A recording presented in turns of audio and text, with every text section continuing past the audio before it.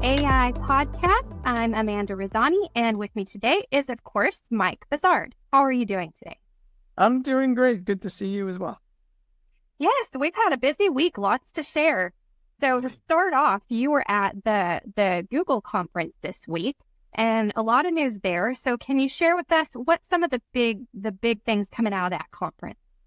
All right. Well, the answer is generative AI, and doesn't matter what the question was. That's what we got out of the Google thing. So it's being applied to just about everything that they do. Gemini, formerly known as Bard, is their foundational LLM that they're using to extend into the realms of cybersecurity and any other use case that you can get to, which was all, very interesting and very compelling. What was really kind of the big takeaway in my mind, and frankly, I don't think they drove the point home hard enough, because I think they're a little worried about the cultural impact still, so they kind of downplay it. But if you look at what's going on with these LLMs, the reasoning engine inside them is getting smarter by the day. And as they add more parameters and other things that extend the capabilities of these things, they can go deeper and handle more tasks in a way that they can orchestrate. So we're not too far off from where I can just say to an LLM, build me a website, and then it will go and create the various steps required to build a website and then link all those steps together and generate the entire website for me. Now, I may go back in and tweak it, or I may customize it a little bit, but the days when I'm writing these kind of low-level scripts to do things are coming to a close quickly. And in effect, we're all going to have some type of AI assistant. It's going to be a really smart assistant, but all you're going to need to do is put in the prompt, I want you to build me X, and then it will take care of all those steps and organize it accordingly. And you may interact with it along the way to kind of fine-tune it, but we are kind of entering a new era rapidly, and the cultural implications for this are phenomenal. Absolutely. I think all business leaders are trying to harness AI in one way or another, and I think you have it correct that eventually they're all going to have assistants, and it's going to help us in so many ways, especially increasing innovation. And each of these AI companies, though, is just trying to soft pedal the cultural issues because they're afraid that people are going to perceive that this is eliminating their jobs.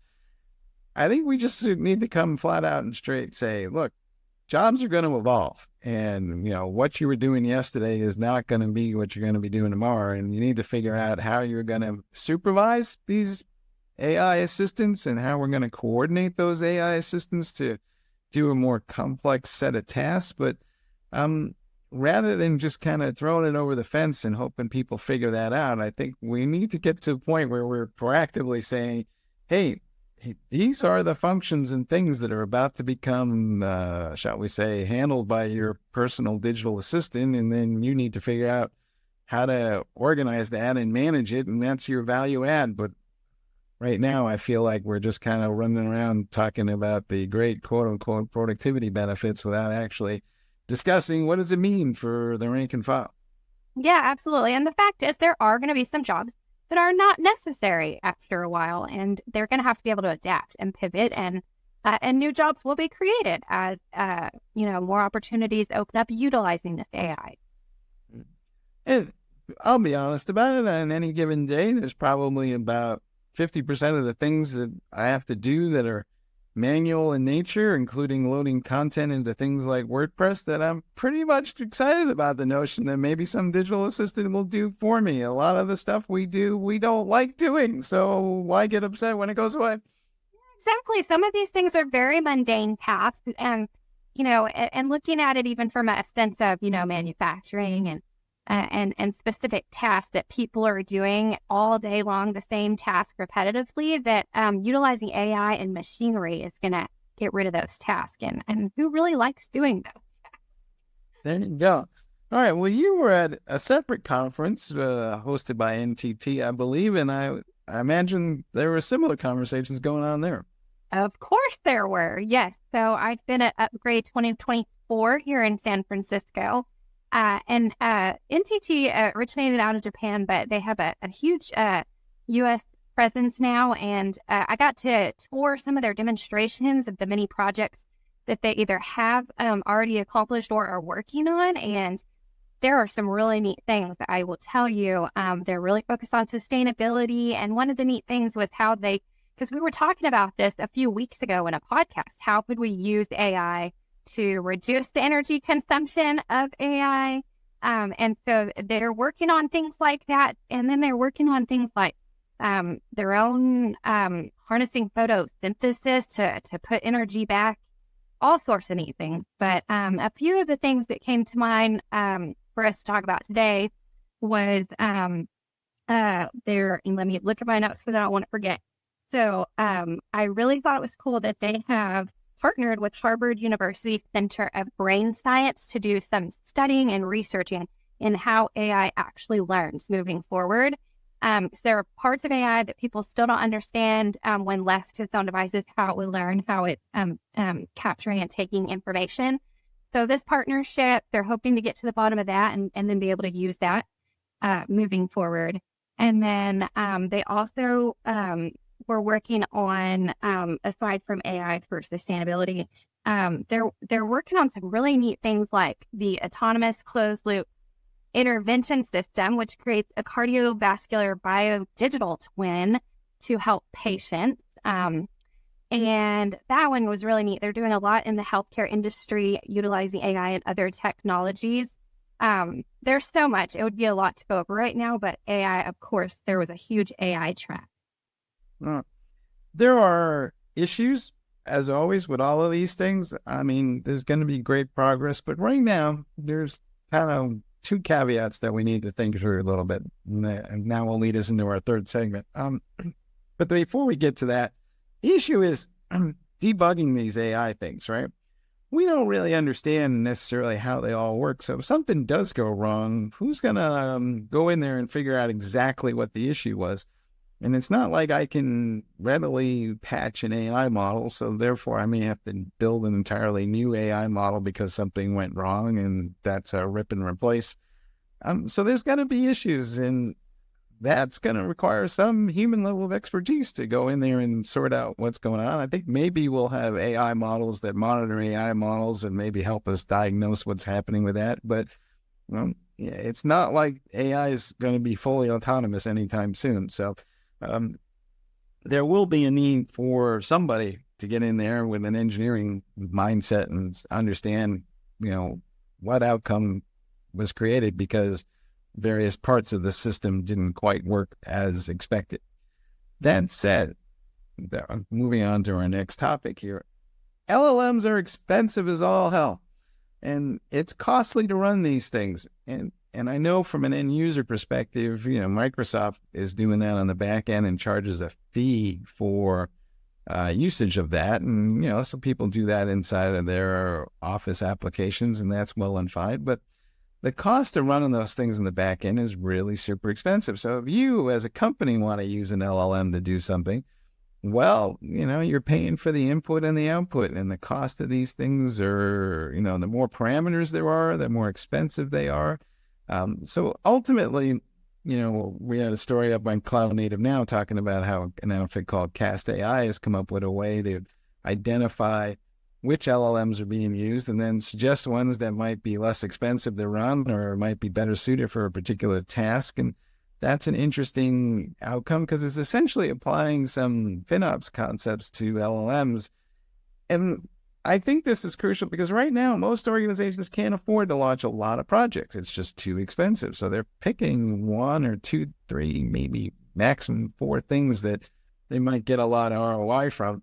But it is hampering adoption. And of course, we know GPUs are hard to find and come by. So even if you have a great AI idea, you may not have the resources to go execute it for a little while. And so that's going to extend their little timeline here by a couple of years, I think. Yeah, absolutely. On the topic of LLMs, I just have to rewind a bit too and say one thing I forgot that was really cool here at the NTT conference is they have a product called Suzumi. I think that's how you say it. And what they've done is they've taken the LLM model and they've made little LLMs that do only very specific small tasks. And then each little task that they need, they harness it together in an interconnected web of little LLMs called Sasumi. So, and I think we've talked about this before, that's something companies are looking at is small, very specific LLMs instead of large ones. All right. Well, I think that's ultimately going to be the way to go because it reduces hallucinations. If I limit the amount of data that I'm showing the LLM or training the LLM on, it's faster to build and less expensive than say what OpenAI is trying to do. But it's more accurate because I've narrowed the data to a confined subset versus, OpenAI has been trained on everything on the internet. And you never know what you're going to get. It's like a box of chocolates because the answers are different every day depending on what it is because it's probabilistic rather than deterministic. So, got to understand what it is actually being surfaced because I think one of the issues, and I think we talked about it in a previous show, is we trust these outcomes too much because it looks great and sounds convincing, and the machine, meanwhile, is, let's be honest, making it up.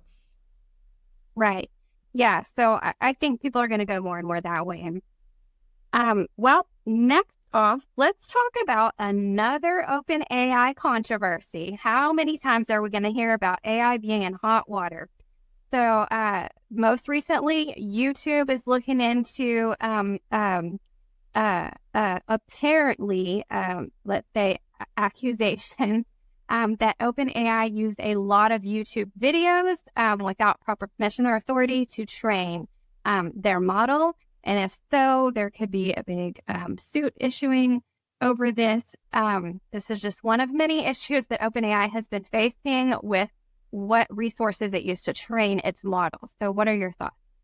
My thought is OpenAI is run by a bunch of Jesuits, right? They'd rather ask for forgiveness than permission. So they basically went ahead and they knew that these were going to be contentious decisions that they were going to make. And I think maybe they're hoping they're going to make more money than they could possibly imagine so they can pay off these suits as they go along if and when necessary. And they're still negotiating with all these different content providers. And meanwhile, the New York Times is leading the charge for accusing them of stealing their content as well. And this is a significant problem. It is not like just because I exposed something on the internet that I gave up the copyright laws for that. And, I think OpenAI is trying to argue that, there's a fair use doctrine. That is true, and I'm not sure, though, it applies or extends to the training of AI models because basically you're scraping sites and taking their content. You're not just kind of like referring to them as you might in a fair use kind of case. So we'll see how this all plays out, but it's going to be years before anybody gets anywhere near a settlement. Stay tuned because there's going to be a lot more people waking up one morning going, hey, how come my content's in this AI machine? Right. And my question is, how do they even know what content was used? I mean, how do they go back, filter through millions and millions amounts of content to figure out where all this data came from? Well, what seems to be happening is the output, and it's random, so it is difficult to track, but sometimes the output is word for word from something that somebody recognizes, and somebody looks at it and says, hey, like some of the authors have noticed that, there are entire little tracks where somebody might say, write me something that, sounds like X. Well, then it turns out that just takes what X wrote and slaps it in there and says, we're done. And it's like, but it's word for word what X already created. So that's kind of where the issues are. I think there's going to be better tools to look for that kind of content. And I think a lot of work is being done in that particular space. And so it's going to be harder for them to hide it. Yeah, and this may open up a whole new industry of companies creating tools just for that to ensure that the copyrights are protected and check the data and all these models that are being created. Stay tuned, as they say. More to come. Okay, well, I think next up we have AI as it applies to the elections this year. There's been a lot of things in the news about AI in the election cycle, from AI being used to try to convince people and persuade people one way or the other, deep fakes being used, but on the other side, AI being used to try to analyze the outcome and the thoughts of the general public. So what are you seeing? There's two things happening here in my mind. One is yeah, we're creating a lot of disinformation, no doubt about it. But we're also going to use AI to kind of maybe fine tune polling so that we're not surprised by the outcomes of election as much as we used to be. I don't know if we'll ever get it perfect, but today, I mean, if you go back in time and look at the election cycles and the predictions that were made, they're deeply flawed. And I think, pollsters don't like to admit they'll tell you historically we have a plus or minus swing of 5%. Well, when the election swing is on 2%, that 5% is a big deal. And if I actually went back and did the analysis of it, I would suspect that it's probably a wider swing than 5%.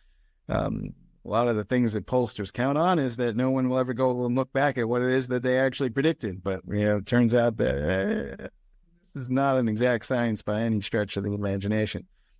I also think the other interesting thing to watch here, I mean, even before my time, there was a moment when, Jack Kennedy and Richard Nixon were running for president, and it was the first kind of campaign that it used a lot of television to actually put the candidates in front of people. And I think we're seeing kind of the same thing here. This is the first AI campaign is roughly equivalent to the first television campaign. And it's going to change the nature of the game. I don't know what to do about disinformation because I'll be honest, I mean, I'm a student of history, and they used to create pamphlets back in the day and lie about each other all the time and distribute those things all across New England and the middle Atlantic states. And one set was funded by Thomas Jefferson and the other one was funded by John Adams. And boy, if you ever read them, they were both a pack of lies. So I'm not sure that this is anything new in that regard, as much as it is just the scale is different. And I'm hoping that people will come to recognize what it is they're seeing. I mean, a lot of the stuff just kind of reinforces beliefs, true or not. But pamphlets were the same way and didn't stop people from publishing the fact that they were known lies back in the day because they just hid behind the First Amendment. Yeah, I think one thing we're going to see is that AI is reducing the campaign cost on the marketing side. Using generative AI is going to reduce the level of time that it takes to create these TV ads and campaigns across all of social media because of how quickly it can generate, similar content for all the platforms. So we may see a lot more advertising because it's more cost effective and cheaper to do so. Is that a good thing? I don't know that it's a good thing. I'm just saying that from what I've seen, that's one way that it's going to be used in the elections. Whether it's a good thing, I don't know. I might have to pay more fees to my content providers to have them not run election ads. I wonder if that's a business model. I think, we will pay you not to do certain things, or at least not to distribute that content to me while I'm watching something because, well, either A, I've already decided, or B, it's just flat out annoying. Yeah. All right. Well, that's all we have time for to share today, but there was a lot to cover, and stay tuned because we always have more AI news as this technology unfolds quite rapidly. And remember, vote early and vote often, as they say in Chicago. Yep. Well, thanks, Mike.